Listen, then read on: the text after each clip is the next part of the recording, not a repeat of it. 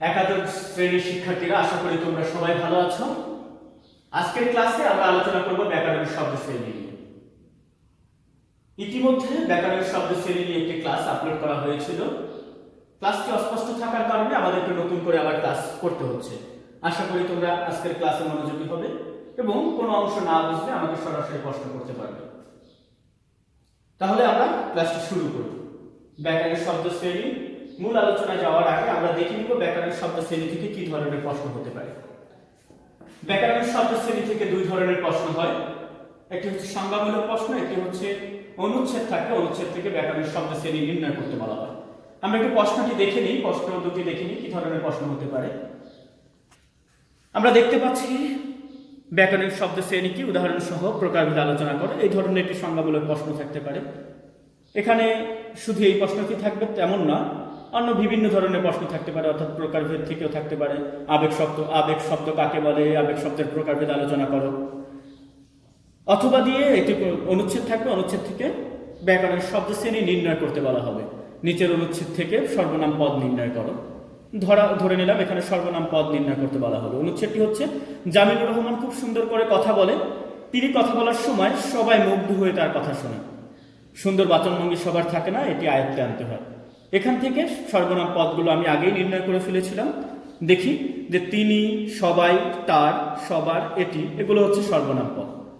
এ ধরনের সর্বনাম পদ থাকতে পারে, অথবা বিশেষ্য, বিশেষণ, ক্রিয়া, আবেগ শব্দ, যোজক শব্দ, বিভিন্ন পদগুলো থাকতে পারে। এই দুই ধরনের প্রশ্নই ব্যাকরণের শব্দশ্রেণী থেকে আসতে পারে।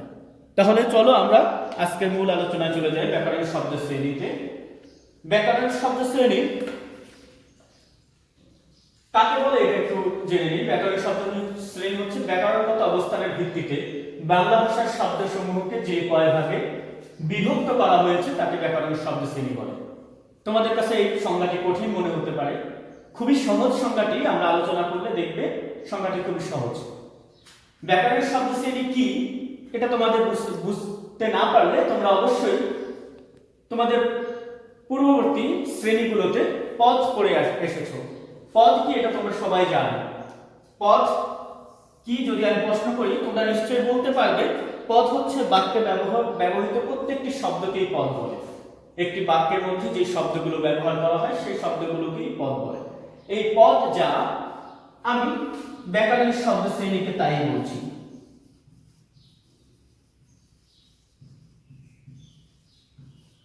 অর্থাৎ পদ তোমরা যাকে বলো ব্যাকরণের শব্দশ্রেণী তাই। পদ হচ্ছে বাক্যে ব্যবহৃত প্রত্যেকটি শব্দ পদ, কিন্তু ব্যাকরণের শব্দশ্রেণীর মধ্যে এবং পদের মধ্যে একটি সংজ্ঞাগত পার্থক্য রয়েছে। পদ হচ্ছে বাক্যে ব্যবহৃত প্রত্যেকটি শব্দ পদ, কিন্তু ব্যাকরণের শব্দশ্রেণী হচ্ছে এই বাক্যে ব্যবহৃত প্রত্যেকটি শব্দের ব্যাকরণগত অবস্থান রয়েছে। সেই অবস্থানের ভিত্তিতে যে কয়ভাবে বিভক্ত করা যায় শব্দসমূহকে তাকে ব্যাকরণের শব্দশ্রেণী বলে। আবারও বলছি, পদ যা ব্যাকরণের শব্দশ্রেণী তা। তবে ব্যাকরণের শব্দশ্রেণী এবং পদের মধ্যে ব্যাকরণগত পার্থক্য রয়েছে, সংজ্ঞাগত পার্থক্য রয়েছে। পদ হচ্ছে বাক্যে ব্যবহৃত প্রত্যেকটি শব্দ পদ, আর ব্যাকরণের শব্দশ্রেণী হচ্ছে বাক্যে ব্যবহৃত প্রত্যেকটি শব্দেরই ব্যাকরণগত অবস্থান রয়েছে। সেই অবস্থানের ভিত্তিতে যে কয়ভাবে বিভক্ত করা যায় তাকে ব্যাকরণের শব্দশ্রেণী। পদ হচ্ছে 5 প্রকার। আমরা আগের ক্লাসগুলোতে তোমরা পড়ে এসেছো পদ 5 প্রকার। এগুলো হচ্ছে বিশেষ্য, সর্বনাম, বিশেষণ, ক্রিয়া, অব্যয়। এই পদ 5 প্রকার পদকে ব্যাকরণের শব্দশ্রেণীকে বিভিন্ন ভাগে বিভক্ত করা হয়েছে। ব্যাকরণের শব্দশ্রেণী হচ্ছে 8 প্রকার। সেখানে পদ যে বিশেষ্য ব্যাকরণের শব্দশ্রেণীতে এসে সেটা বিশেষ্যই রয়ে গেছে। সর্বনাম পদকে ব্যাকরণের শব্দশ্রেণীকে সর্বনামই বলা হয়। বিশেষণ পদকে ব্যাকরণের শব্দশ্রেণীকে বিশেষণ বলা হয়। ক্রিয়াপদকে ব্যাকরণের শব্দশ্রেণীতে এসে দুটি ভাগে বিভক্ত করা হয়েছে, এক হচ্ছে ক্রিয়া এবং আরেকটি হচ্ছে ক্রিয়া বিশেষণ।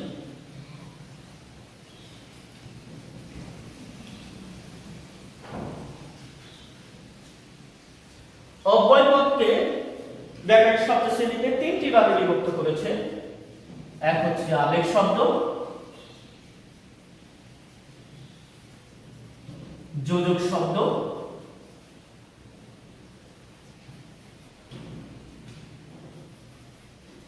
অনুসরণ।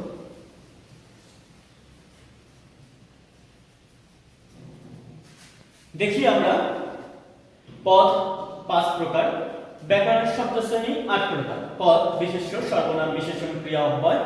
ব্যাকরণিক শব্দ শ্রেণী বিশেষ্য, সর্বনাম, বিশেষণ, ক্রিয়া, ক্রিয়া বিশেষণ, আবেগ শব্দ, যোজক, অনুসরণ। পদ যা ব্যাকরণিক শব্দ শ্রেণী তা। পদ বলা হচ্ছে বাক্যে ব্যবহৃত প্রত্যেকটি শব্দ পদ। ব্যাকরণিক শব্দ শ্রেণী ব্যাকরণগত অবস্থানের ভিত্তিতে শব্দসমূহকে যে কয়েক ভাগে বিভক্ত করা হয়েছে তাকে ব্যাকরণিক শব্দ শ্রেণী বলে। এই অবস্থানগত ভিত্তিতে ব্যাকরণিক শব্দ শ্রেণীকে 8টি ভাগে বিভক্ত করা হয়েছে: বিশেষ্য, সর্বনাম, বিশেষণ, ক্রিয়া, ক্রিয়া বিশেষণ, আবেগ শব্দ, যোজক, অনুসরণ। আমরা এই পর্যায়ে ব্যাকরণিক শব্দ শ্রেণীর যে 8 প্রকার রয়েছে সেই প্রকারগুলোর সংজ্ঞাগুলো আলোচনা করব। বিশেষ্য কাকে বলে তোমরা সবাই জানো, কোনো কিছুর নামকে আমরা বিশেষ্য বলি। যেমন রহিম, কোন নদীর নাম মেঘনা, পাহাড়ের নাম হিমালয়, দ্রব্যের নাম চিনি। এভাবে কোনো কিছু নির্দিষ্ট নামকে আমরা বিশেষ্য বলে থাকি। সর্বনাম বিশেষ্যের পরিবর্তে যে পদগুলো ব্যবহার করা হয় তাকে আমরা সর্বনাম বলি। আমরা কিছুক্ষণ আগে আমরা অনুচ্ছেদ থেকে সর্বনাম পদ নির্ণয় করেছিলাম। আমরা একটু ওই অনুচ্ছেদটি আবার দেখি, তাহলে আমরা সর্বনাম সম্পর্কে সম্পূর্ণ ধারণা পাবো। এখানে বলা হয়েছিল জামিলুর রহমান সুন্দর করে কথা বলে, তিনি কথা বলার সময় সবাই মুগ্ধ হয়ে তার কথা শোনে। এখানে জামিলুর রহমানের পরিবর্তে এখানে এসে তিনি এবং এই বাক্যে এসে তার শব্দটি ব্যবহার করা হয়েছে। এই জামিলুর রহমানের পরিবর্তে তিনি এবং তার এই শব্দ দুটি হচ্ছে সর্বনাম। তোমরা তাহলে বুঝতে পারলে সর্বনাম কি। বিশেষ্যের পরিবর্তে যা ব্যবহৃত হবে তাকে আমরা সর্বনাম বলি। যেমন সেগুলো হতে পারে সে, তার, তারা, আমাদের, আমরা। এভাবে অনেক সর্বনাম আছে। সর্বনাম 10 প্রকার। আমরা পরবর্তীতে আলোচনা করলে, যখন আমরা সংজ্ঞাগুলো প্রকারগুলোর বিস্তারিত আলোচনা করব, তখন আমরা সর্বনামের প্রকারগুলো নিয়ে আলোচনা করব। বিশেষণ হচ্ছে বিশেষ্য এবং সর্বনাম পদের দোষ গুণ অবস্থা প্রকাশ করে। আবার বলি, দোষ গুণ অবস্থা প্রকাশ করে বিশেষ্য এবং সর্বনাম পদে।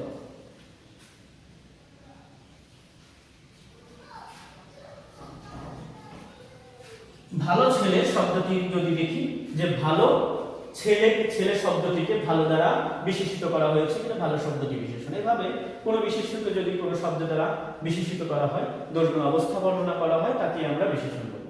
ক্রিয়া, কোনো কিছু করা বা হওয়াকে আমরা ক্রিয়া বলি। কোনো কিছু করা বা হওয়াকে আমরা ক্রিয়া বলি। যেমন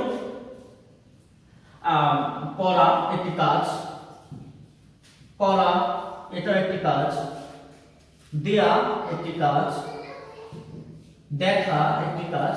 কোন কাজের নামকে আমরা ক্রিয়া বলি, বা কোনো কিছু করা বা হওয়াকে আমরা ক্রিয়া বলি।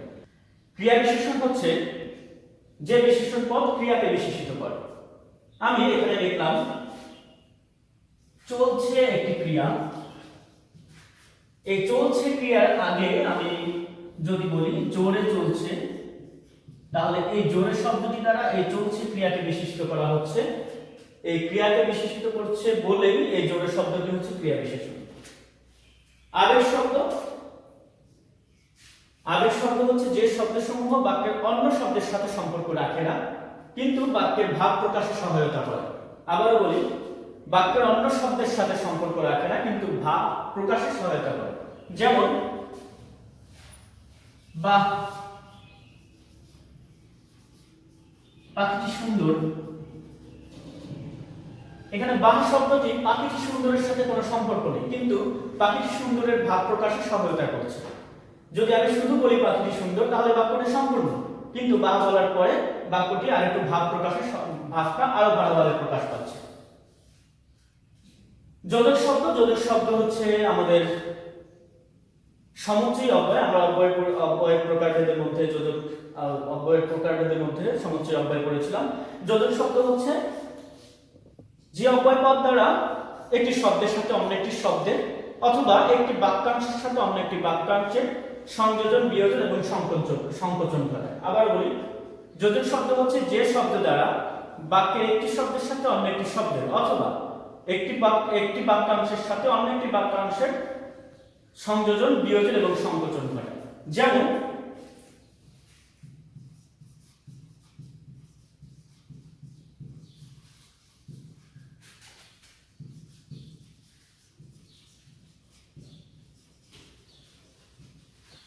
তুমি এবং আমি একসাথে যাব।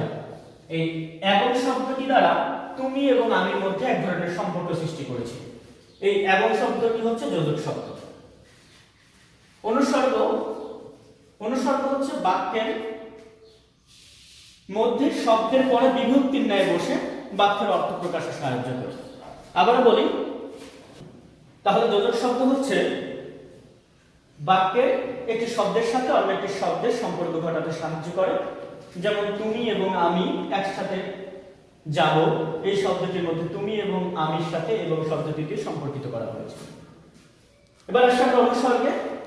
অনুসর্গ হচ্ছে বিভক্তির ন্যায় বা স্বাধীনভাবে শব্দের পরে বসে শব্দের অর্থ প্রকাশে, বাক্যের অর্থ প্রকাশে সাহায্য করে। আবারও বলি, শব্দের শেষে বিভক্তির ন্যায় অথবা স্বাধীনভাবে বসে বাক্যের অর্থ প্রকাশে সাহায্য করে। যেমন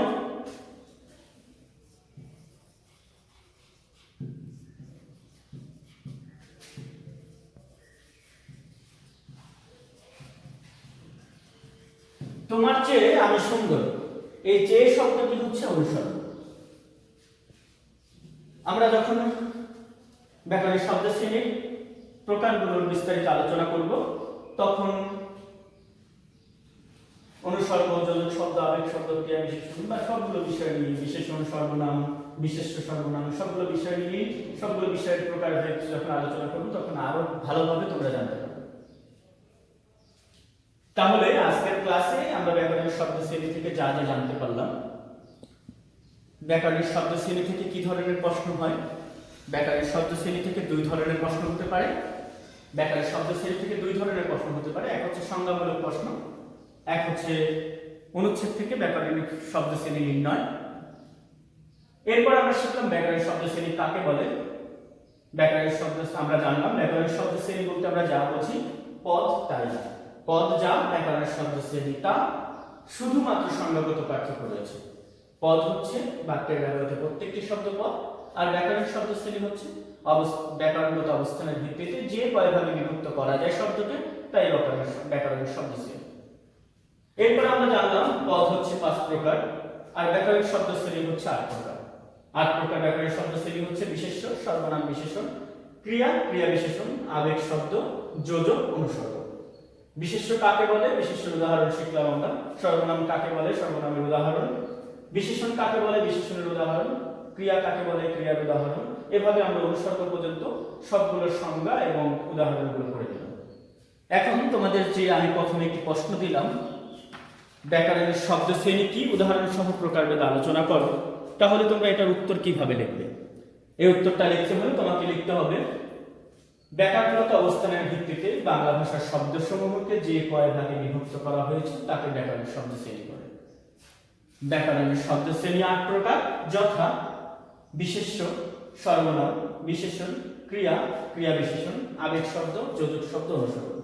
বিশেষ্য কোনো কিছুর নামকে বিশেষ্য বলে, উদাহরণ রহিম, মেঘনা, হিমালয়, চিনি। সর্বনাম বিশেষ্যের পরিবর্তে যা ব্যবহৃত হয় তার বিশেষণ সর্বনাম, যেমন সে, তার, আমরা। বিশেষণ বিশেষ্য সর্বনামকে যে পদ বিশেষিত করে তাকে সব বিশেষণ বলে, যেমন ভালো ছেলে, সুন্দরী মেয়ে।